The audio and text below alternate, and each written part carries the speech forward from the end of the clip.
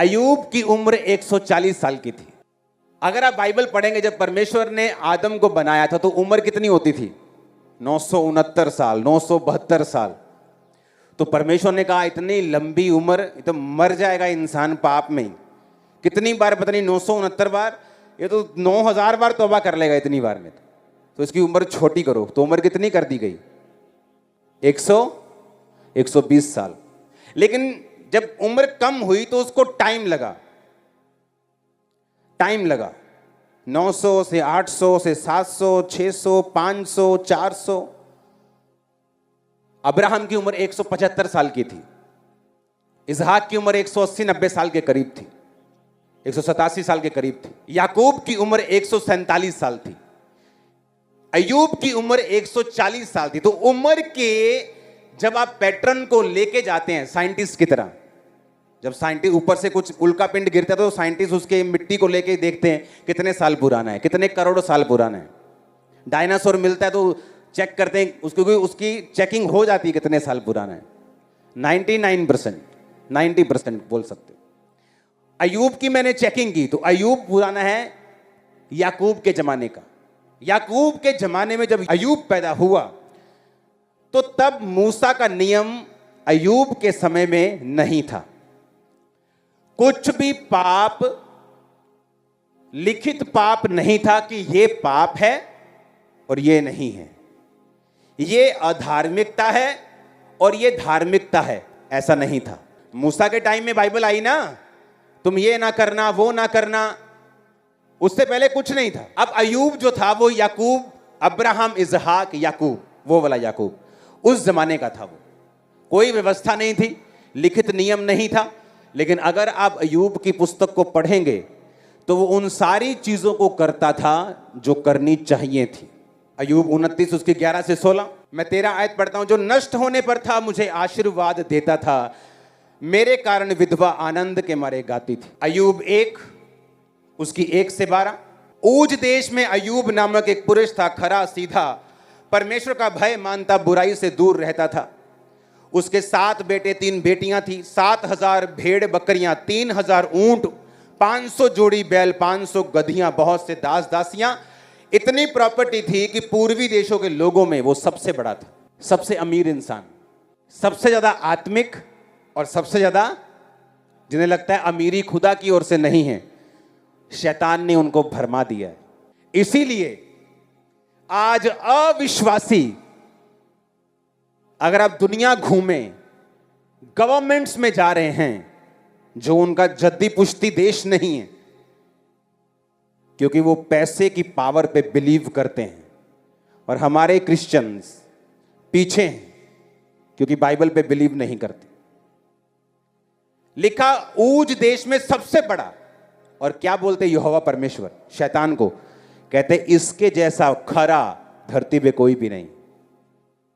पर धरती पे आके देखो तो वो सबसे अमीर था। जब आप यहोवा को, जीसस को दिल से मानने लगते हैं, आप गरीब नहीं रहते।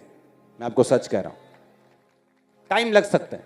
बोने वाला इंसान था अय्यूब। कहता विधवा आनंद के मारे गाती थी। मतलब ये नहीं कि विधवा को वो 50-100 रुपए देता था कि चल आज रात का खाना खा लेना, बड़ा अच्छा काम कर दिया। उसके बाद एक फोटो खींची और इंस्टाग्राम पे, दूसरी फेसबुक पे, थोड़े अलग एंगल से। हाँ, कहता विधवा आनंद के मारे गाती थी, इतना देता था वो। तुम बोओगे काटोगे, बोया नहीं तो काटा नहीं। इसलिए शैतान चाहता आपको आत्मिक रूप से करप्ट करे। पैसा बुराइयों की जड़ नहीं, पैसे का लोभ बुराइयों की जड़। जब पैसे के लोभ के कारण तुम मारने लग जाओ, कब्जे करने लग जाओ, झूठ बोलने लग जाओ, चोरी करने लग जाओ, मक्कारी करने लग जाओ, तब तुम पापी हो। इसलिए आज जब धर्मी के हाथ में पैसा आता है तो रिजल्ट आपको नजर आ रहा होगा। इसलिए वो धर्मियों को गरीब रखना चाहता है। आपको मालूम, जितने लोग प्रेयर वॉरियर्स होते हैं, जेन्युइन प्रेयर वॉरियर्स जो प्रार्थना करते हैं, शैतान हिला देते हैं, मोस्टली गरीब मिलेंगे आपको। पता है क्यों? उन्हें लगता है सब चीजें प्रेयर से हो जाएंगी, हमारी बरकत भी आ जाएगी। बरकत प्रेयर से नहीं, बरकत बोने से आती है। और उनकी जो आत्मिकता है, जेन्युइन आत्मिकता, उनको धोखे में रखती कई बार। उन्हें लगता है हम स्पिरिचुअल हैं, हम प्रेयर कर रहे हैं, खुदा काम करेगा, पर वो भूल जाते हैं खुदा काम करेगा अपने वचन के बीच से। दिया करो तो तुम्हें भी, इसलिए वो धोखा खाते हैं। इसलिए जो लोग प्रेयर में फास्ट हैं और बोने में फास्ट हैं, वो कभी धोखा नहीं खाते। मेरे को बोने का इतना ज्यादा क्रेज था और है, मान लो मेरे पास्टर ने कुछ मुझसे मंगवाया ना, मान लो फोन पे कुछ बोला, अच्छा ये ना बाजार से ये बॉटल लेके आना, हाँ ये शैम्पू की बॉटल लेके आना, या कुछ ऐसा मेरे घर से मंगवा लिया, तो मैं अकेली बॉटल नहीं भेजता था, उसमें 1 लाख रुपए डाल के भेजता था। मैं सच कह रहा हूं, मेरे को लगता यार अकेली बोतल भेजूंगा यार, मुझे अंदर से ऐसा लगता क्या गलत कर रहा हूं, अकेली बोतल कैसे भेज सकता हूं।